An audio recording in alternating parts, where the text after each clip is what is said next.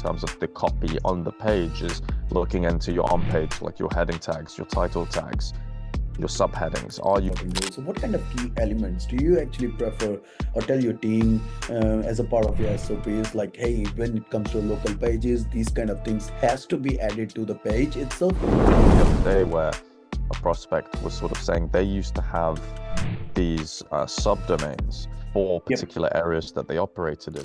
Own CRM system you guys are using at the moment at Studio Hawk for the clients. You'll have people who need to basically do everything. So when it comes to like a marketing standpoint, they'll be running their email campaigns, they'll be running their socials, they'll be running their website, they'll be running their paid.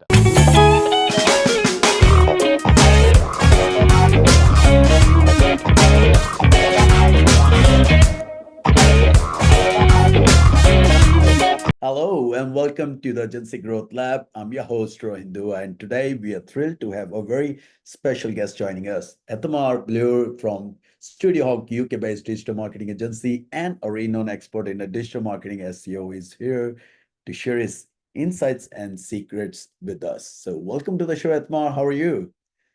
All good, Ryan. Thank you very much for having me. No, it's a privilege to have you up here on the show, man. So yeah, I've tried to research a lot about your agency itself. Pretty good. You guys are doing a great stuff, and the client testimonials, everything is super as well. But yeah, so really quickly, Admar, I mean, like, can you get us to know about your technical background? How did you get started in SEO itself? Oh, mate. I mean, with SEO, usually the sort of route that I hear people take is that they kind of fall into it. For me, it was a bit more linear in the sense that it's like growing up, I was very fascinated in marketing, selling things, All right. but also interested in computers. So the sort of two mixed quite nicely into digital marketing, which then over the years, and I was doing stuff on YouTube and then essentially doing SEO on YouTube before I was even realizing it. Yep. And, this all started off in like 2008. So it was quite a long time ago. Yeah. It's just naturally veered into sort of doing more marketing, so studying at university, and then doing SEO. It was just I always kind of knew that I Oh, wanted to do this. yeah. So, what have you studied in the university? It was like a business degree with a marketing specific type of pathway. All right. No coding kind of a thing as such. No, it's just that like with at least in the UK, when it comes to like higher education, Oh, learning about sort of digital marketing yeah. it's quite tricky because it takes time for them to pass, information and things go out of date very quickly. So yeah, it just had to be more like traditional marketing things, but it sort of I was afterwards, I was like, yeah, I'm just gonna do And SEO now. and is that a Studio Hawk was the very first, basically the agency you started working on and co-founded, or what happened actually? No, no, no. So my career started agency side. It was a different agency that was also based in London. But I sort of Yep. started there, then I went freelance, went in-house and sort of done a full circle Yep. back agency side. That's great. So, like you said, marketing, that was one of your main specialty, and that's what you studied in university as well. So let's talk about the local businesses. What do you think are the most common mistakes you see a local businesses are really making in their marketing efforts these days? Yeah, I think that the tricky thing with local business is that oftentimes, especially if it's like a smaller team, you'll have people who need to basically do everything. So when it Yep. comes to like a marketing standpoint, they'll be running their email campaigns, they'll be running their socials, they'll be running their website, they'll be running their paid ads, and All. all of that. And you still see it nowadays when people are hiring a marketing executive.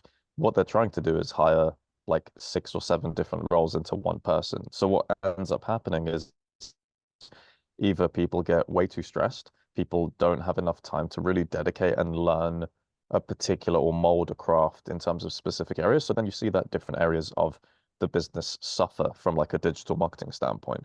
So you Yep. might think, okay, the website's not optimized. You might think, okay, we're looking at their Google business profiles. There's stuff that's not there. They're not replying to reviews. So for local business, it is tricky because you tend to not get as many people in defined roles. So that's usually the biggest sort of problem that I see.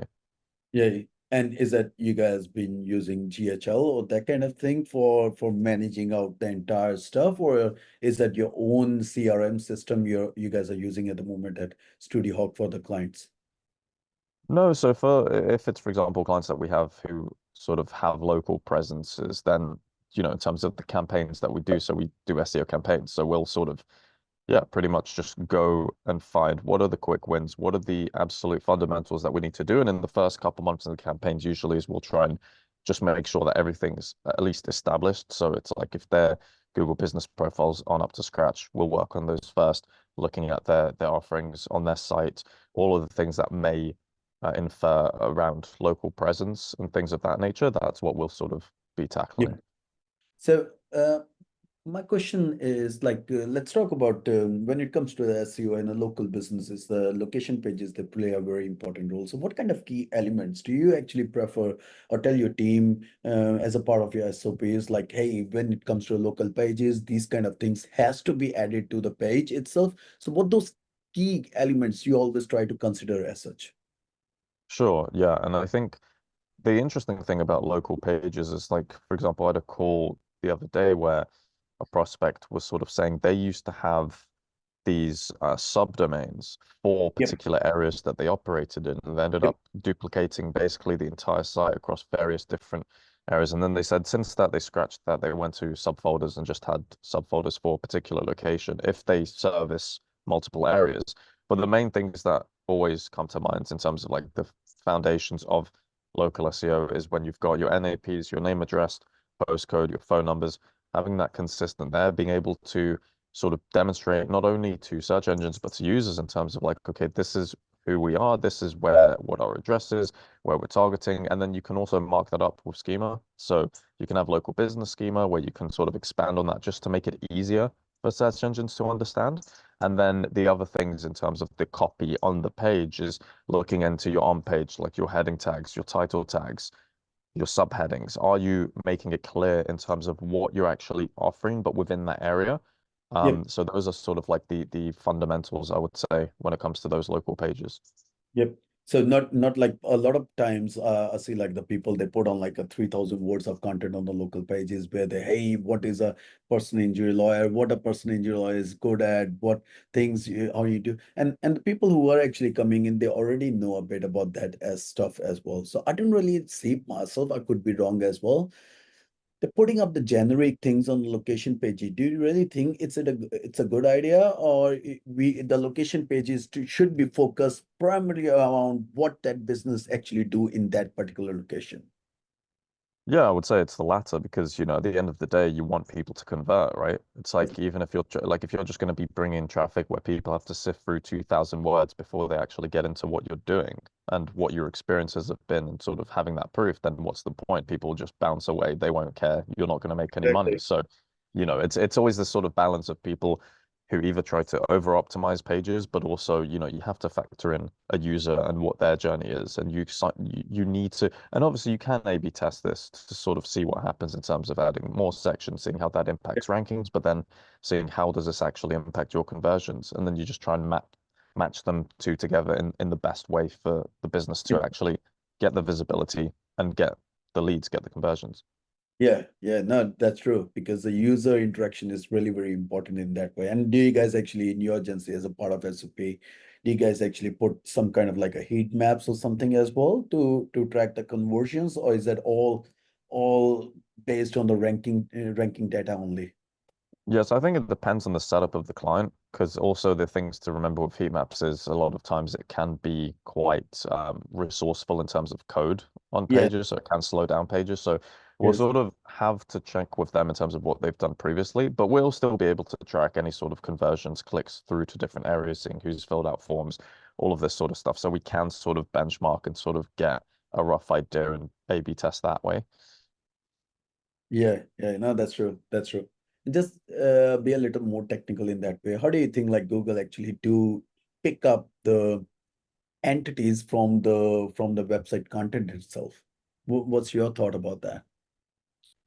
Yeah, I mean, if we're talking about entities, search engines, they're going to be able to classify different types of words and strings and put meaning behind them.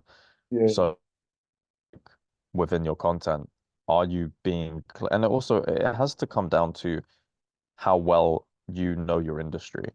because over time, Google is going to be led to understand about different industries and what sort of things actually make sense to be written about. So Yeah, then Google, in my opinion, would be able to, in an ideal world, if their systems are correct in terms of machine learning and all the rest of it, is knowing what types of words and entities and meanings and phrases and strings are actually relevant together on a web page that's trying to target a particular type of thing. For example, yeah, a commercial page. yeah, So, but the reality though sometimes is that there are other things that are more important, like links, for example. So it's like it's always a question of looking into how things theoretically would work in terms of, information retrieval models and how Google actually ascertains as to what is relevant and what these particular entities mean and how they join together in terms of yeah, its understanding of a topic. yeah, But other signals are also in play. There are so many different factors that Google will use in terms of the hierarchy of their rankings.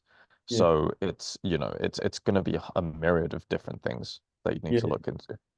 Yeah, so it's more, I mean, like, let's take a hypothetical scenario, like a project is coming in, you guys have started working on it, you made all the necessary changes, whatever you think could be good for the phase one, and you see like the project is not really moving in the way it should be. So what do you normally do in that case? Because I've seen like agencies, and a lot of people do come to us as well, and they say like, hey, we worked with agency, and they said us like kept waiting for another week, 2 weeks, and after 4 months we just thought like we should go and cancel it, and because the things were not moving. So I'm sure you guys should be getting in some kind of a way as well, where the people get burned out from the old agencies when they are coming to you. So how do you go about it? Do you guys go further up to do the testing on that, add more elements? Yeah, I mean, obviously to your point there, it is tricky agency side because you'll get a lot of clients who sort of come in and they've already got, a sour taste in their mouth and they're just like, oh, we've It been is. burnt. It's it, Ah, and they're sort of, their guard is up as high as it can be. And it's sort of, it's our job to be like, okay, look, this is how we work. This is the team. This is what we've done for other people within your industry, within similar industries. And it is a tricky thing. And obviously, because you can't, as an SEO, guarantee anything in terms of actual performance. And people do that. So to me, that's like problem number one. So if people then get expectations and they're not as well educated about it, that's a problem for us. And we have to sort of like undial everything in their brain that they thought and sort of like strip it back. Um, but I think when it comes to us trying in the first few months of a project, we're always priority based, right? So we always care about what the priorities are for the business. What do they care about and what they want to do? So mm, as long as we're able to address those and try to at least showcase some kind of tangible changes on their site, for us in terms of like, okay, well, this is what's been done. We can try and push these different pages or these changes we've done, build some links, see what happens. But they need to understand it from an education standpoint. It's like this is typically how things work in the yeah, real world. Things do take yeah, time. So it's a question of getting them to really buy into you in a unique way of saying, actually, you need to invest into this. And even though mm, they might have invested beforehand and it might not have worked, then it's sort of a new relationship they need to build and foster, and that trust needs to be brought in. So, yeah, we always do work around priorities because we don't want to waste time. So we're not just going to be focusing on alt tags for some random B2B site that's not going to make any sliver of a difference in their yeah. rankings, right? So it's all about what's actually going to move the needle and getting the client to sort of buy into that and understand that. Yeah, yeah, exactly right. And especially after this AI game, the whole thing has been changed a lot in the past 1 year, you know that. So AI content and that kind of things. A lot of people they especially who got burned out from this March update when Google they just slammed it and they removed a lot of sites from the SERPs to save their crawl budget kind of thing, which I presume. So what you really think? I mean, like the is it, first thing first. I mean, like, do you really think the AI content is shit? Does it really work, or it's better to stick to the human writers? What's your thought about it? Yeah, I mean, so with the like March update, so one of the three sort of main areas of that was the scaled content abuse, which a lot of that was sort of sites pumping out AI content at Yeah, scale. But there have been also instances in some niches where that has actually worked. But obviously, as soon as, the manual reviewers found it, then they slap the manual penalty on it, then they're gone. So it's like things algorithmically for a lot of these people who were doing this were working, which Good. is interesting, right? But I think in terms of the approach that we have with AI is, you can't just let it do the work for you. You can get it to assist you. You can get it to try and be critical about things that you're doing. Because obviously, if you're, a copywriter, you'll have writer's block. You'll see things in your own sort of eyes. And if you're working at a piece of content for a couple hours or a few hours, you'll sort of end up being a bit blinded by it. So you need different perspectives. So, it can be useful for things such as getting briefs or getting sort of more of a structure or helping with your own sort of critical thinking around these topics. But we don't personally say, write me a piece of content about this and then just let it run. Take it Because and publish it. Yeah. yeah, because this is something that we've seen really early on, with these LLMs when they were sort of quite infant.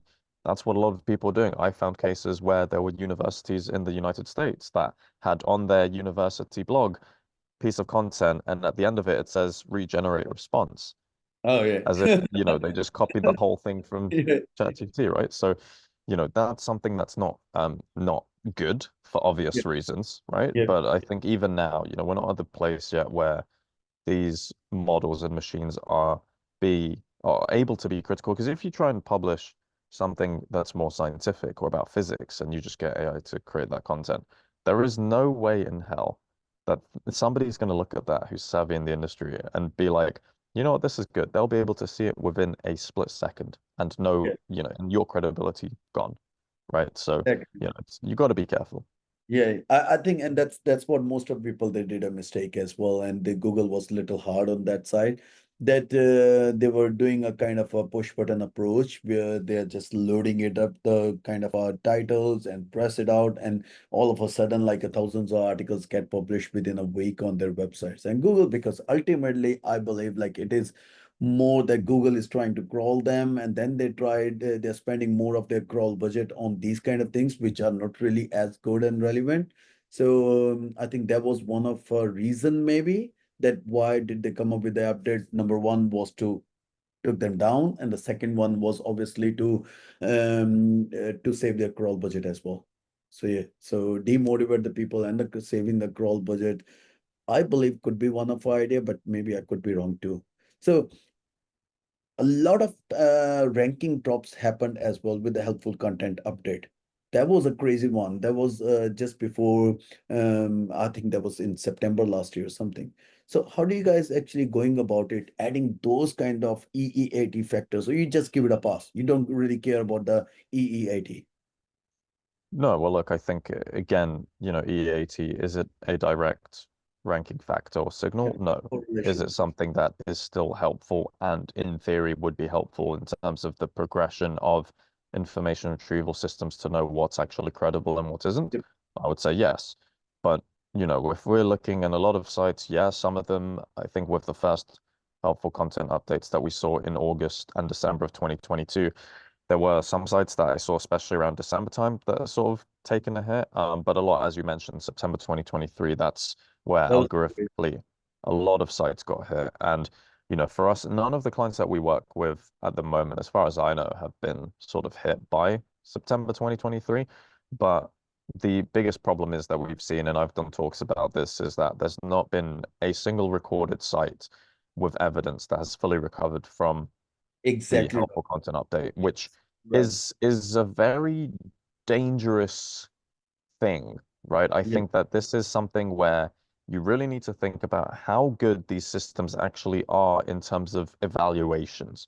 Yes. Because if you're able to, as a system, detect something and then slap it, and then over the course of the next year, these sites, and a lot of them have been, especially in the travel niche, a lot of these people who even were not even publishing bad content. They were taking their own photos if they're sort of traveling around the world and all that.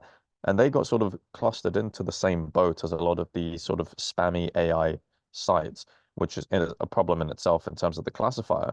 But because all of the HCU aspects are now rooted and embedded within the core ranking systems, it's Yep. really tricky to be able able to hone in and really identify it in terms of like, oh, this is an HCU issue, or how do I know if I've even recovered? Like now it's almost impossible at this moment in time to be able to detect that. So yeah, there's a lot of problems on the HCU Yeah, front. and I completely agree with you 100% that I haven't seen one single site which has been fully recovered from the helpful content update. Not even one. I tried. We have got a lot of sites. I mean, like we put it on our test servers as well, like those test rank trackers where we try to look at the monitor results, and especially this new one where Href has rolled out a feature where you can literally see the decline, and then you can correlate that decline with what kind of changes has actually happened on their site. I didn't see much the sites which has been improved well. So this was a crazy one, but exactly at that time, the Google is giving us a clear message that, hey, you need to think about it, what you're actually putting on your website. So the HCU and EAAT, I guess they both are very having a kind of a close correlation with each other as well. Yeah, no, I completely agree. So, and what do you guys normally do? I mean, like with the working with multi-brand locations. So multi-location brands, I mean to say. So how do you go about building a scalable content strategy for these brand who has got a multi-location kind of stuff? Yeah, so if we're sort of talking multi-location in terms of like international sort of Now, areas and Now, I was talking about the more national because sometimes there oh, are okay. few, for example, this Clove Dental I've worked with, they were having like a 350 locations in India itself, where they said, okay, you can go and start ranking us for these locations. But the funny thing is, and why I'm asking you, they said like, oh, but we will not allow any kind of content changes on these franchisee pages. It means like there, because there is a very multi-level kind of an approval systems these guys have Mhm. got for making changes. So how do you guys actually manage that kind of thing where you want to publish more content for them, but there is a hiccup from the approval sides where you can't really do it? So how do you scale that kind of thing? Well, I mean, this is expectations, I'm not, yeah, it's one of those ones where it's like certain clients are very protective and there might be a lot of bureaucracy. So, look, if there's things that they just say you can't do, then it's just like, okay, look, we want to do this. We can't do this because you said X. Yeah, So just bear that in mind when we go to see what actually happens in terms of how you're performing. That's all you can do.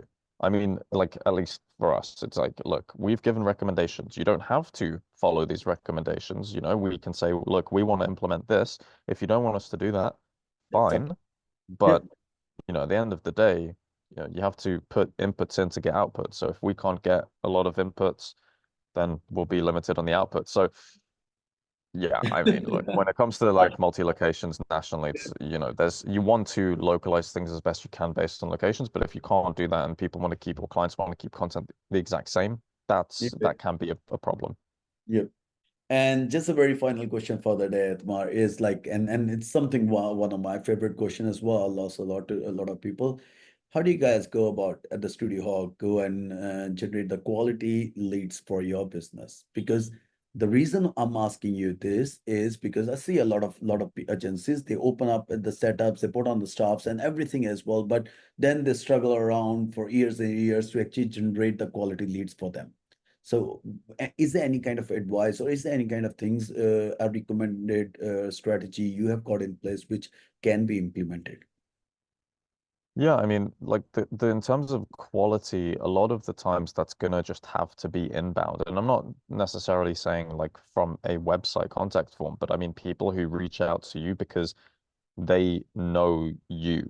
They know that you've got good people. They know you've done good work. And a lot of that is down to reputation, right? Yes. So it's like building reputation. And obviously, reputation is something that, it can take years to build. It can take seconds to completely decimate and be disastrous and lose all your reputation. So it's one of those things where it's like, and we're doing this very organically at Studio Hawk, right? So, we've not come in with any sort of prior funding. We've come, business has come in through Australia, completely organic, setting up in the UK.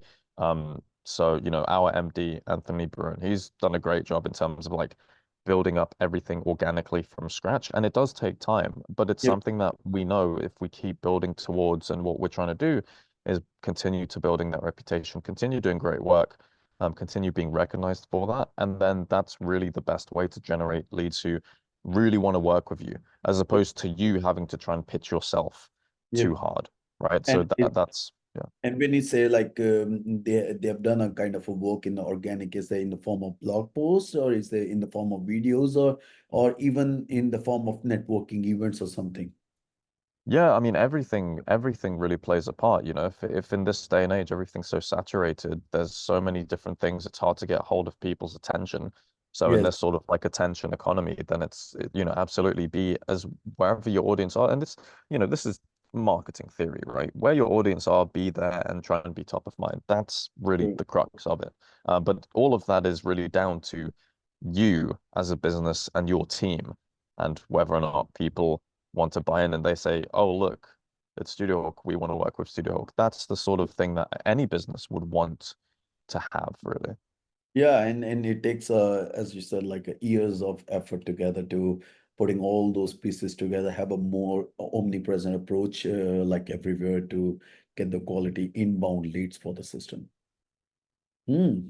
No, thanks for that, Admar. I really appreciate the time you have given us. So anyone who wants to know more about you, want to read your stuff or something, which is the best place for that is?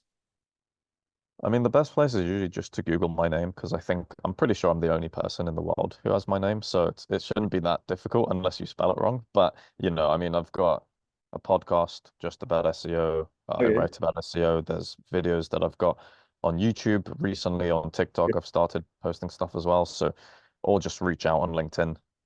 But yeah, anywhere, to be honest. I'll put it on all those links and even your LinkedIn profile link on the video description as well once it goes live. Awesome. Yeah, no, this was great fun. Really Yeah. appreciate it. Also, actually, man, that was a very knowledgeable packed session, I guess. 30 minutes? Yeah, pretty much 30 minutes. So yeah, no, thanks for that, Mark. Really appreciate the time you have given us, all the knowledge and the wisdom you shared with us as well today. And yeah, wish you good luck for your future stuff as well for the future growth. Thank you so much. Thanks, Admar. Thank you.